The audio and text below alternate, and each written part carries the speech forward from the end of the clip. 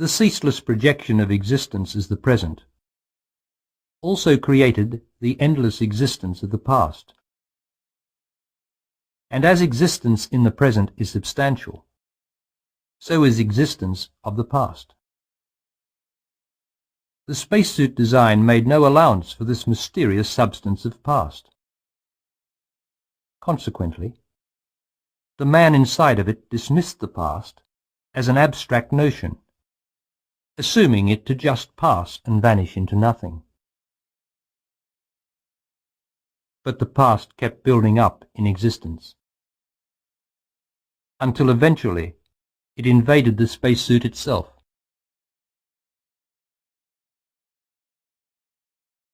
Unaware of what was happening, man started to get stuck in the past, stuck in the spacesuit, stuck in existence. Less and less was he able to withdraw at will into his indivisible self, his inner nature. Soon he was up to his neck in past, fixed in it, forced to look only outwards through the senses and through the memory, the adhesive substance of the past itself that had invaded the spacesuit. Man's free will, the power to reunite at will with his inner self, now faltered, then disappeared.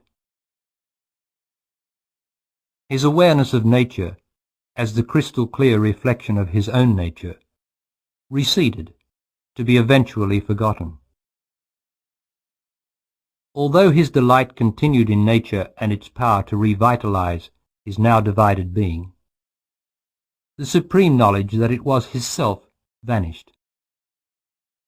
Existence was starting to seem to be all there was.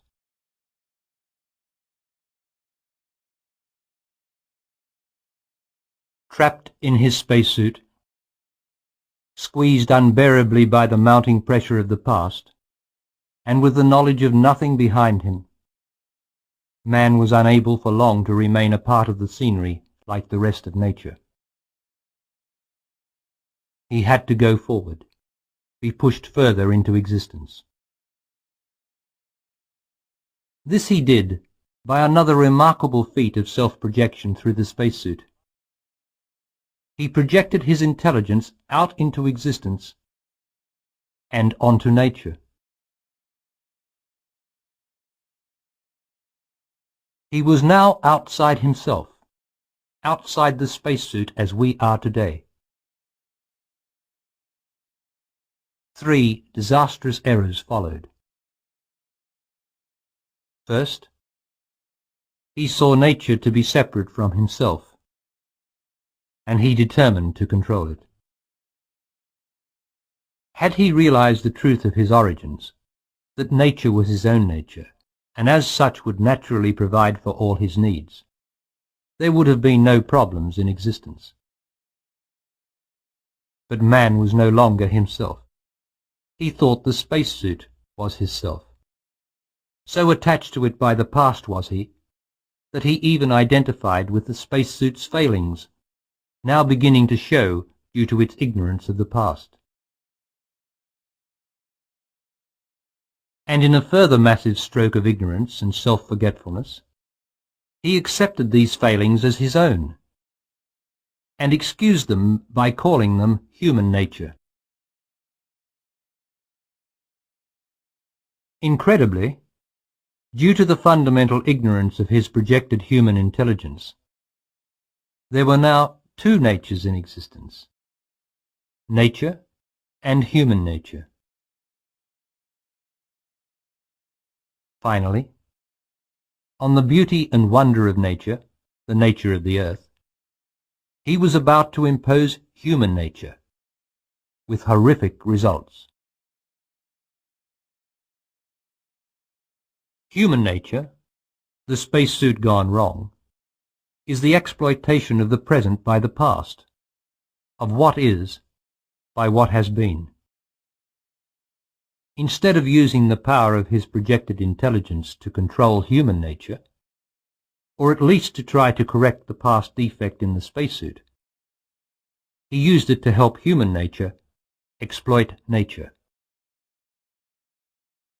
And as the past and man grew older, strange changes started to appear in the nature of the earth. As man's nature had changed, so nature had to reflect that change. Natural abundance and fertility became patchy, and more under the control of human nature through some spacesuit or groups of spacesuits. As exploitation for the few slowly replaced plenty for all, human nature replaced nature with a new sort of nature, the environment, nature controlled. Instead of simply nature and truth, or nature and man, there was now nature, human nature, and the environment. Man was moving further away than ever from the truth of his origins and himself. Without realizing it, he was replacing the earth with the world. The marvelous spacesuit, that incredibly sophisticated biological robot, had become a monster and the master. And the tragedy was, man failed to see it. But in spite of the spacesuit's usurpation of his life and nature, man would never cease searching in existence for the truth of life he had left and lost. In time, his search for life would lead to the founding of civilization, his search for truth to the achievements of the sciences. But never would he succeed in finding life or the truth in existence, only their fleeting, tantalizing reflection. So instead of truth, he would settle for facts and opinions, and instead of life, for just a better kind of living for his spacesuit.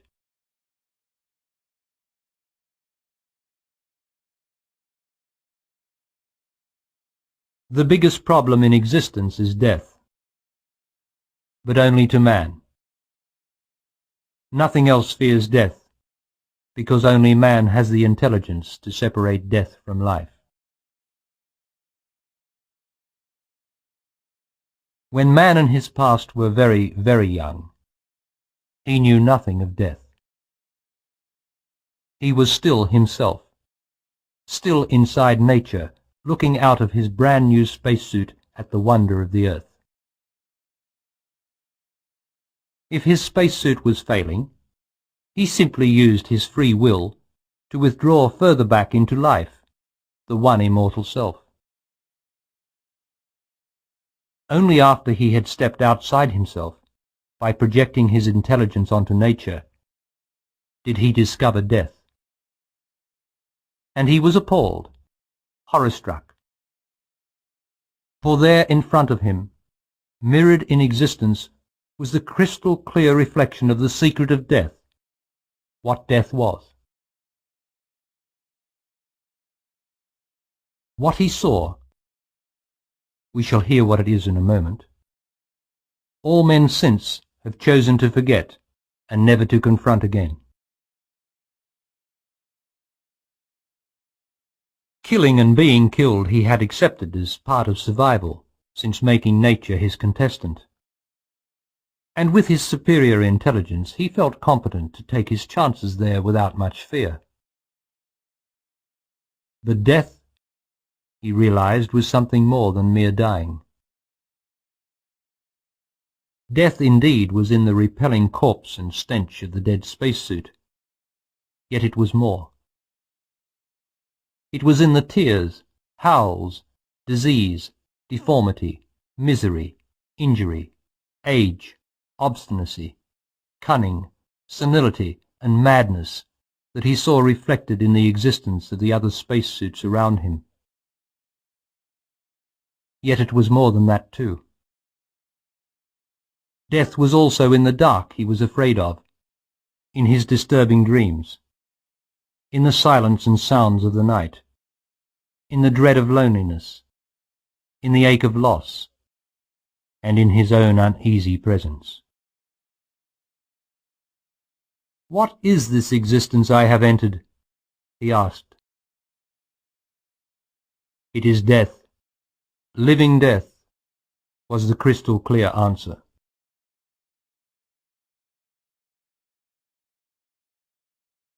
And in the midst of this terrible uncertainty of death, or living, he craved for the certainty of life, the self he'd left behind and forgotten, the beauty he sensed around him but could not hold. This self he now called God, or gods, and he worshipped it in its reflection, nature, endeavouring to appease and propitiate it, unable to just love it, be it, within himself. Until finally, his human intelligence told him better, and he worshipped nothing. Well, nothing except the hope of tomorrow to escape from today. Thus, man's first confrontation with death was his last. He ran from it, and has been running ever since. Further and further into existence he flees, carving it up with his human intelligence into ever finer slices and slivers of memorable knowledge, questioning everything but the existence, the existence of death. Into nature, into civilization, evolution theory, the microscopic world, the subatomic world, and now out to the planets and towards the stars he runs, always away from himself, always towards another day, another dying, another death. The deeper into existence he speeds, the faster and swifter his treadmill world revolves around him, and the more often he asks, "What's it all about? Where am I going?" And the crystal clear answer he will not hear echoes back out of the reflection of his own existence, "Nowhere, only towards death."